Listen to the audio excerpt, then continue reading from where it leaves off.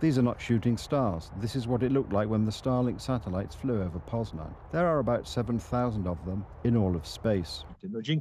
These are communication satellites, which are broadband for internet data exchange. With this number of 7,000 satellites, the constellation has a global coverage, that is, anywhere on Earth. If we have the right antenna, this internet is available to us. The Starlink system has supported the Ukrainian military since nearly the beginning of the war. First of all, it facilitates communication. Starlink is now crucial for all critical state services, energy or communications. It is used by military personnel to contact their families as well as each other.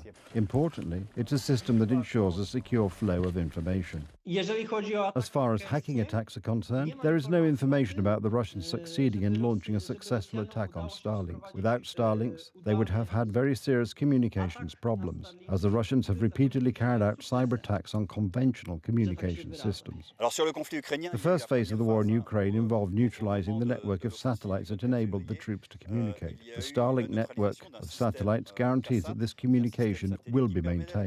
However, the usefulness of the Starlink system does not end there. The Ukrainian military is also expected to use Starlinks to link drones with artillery in order more effectively to detect and eliminate Russian units. It helps us to adjust even the cannon artillery. We can see the target and we can even hit those much further away.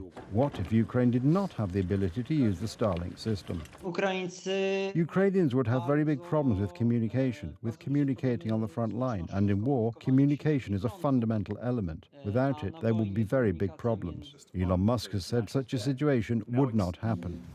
I am simply stating that without Starlink, the Ukrainian lines will collapse as the Russians can jam all other lines of communications. We would never do such a thing or use it as a bargaining chip. Despite this statement, the European Union is in talks with France's Eutelsat about a potential replacement for the Starlink system in Ukraine.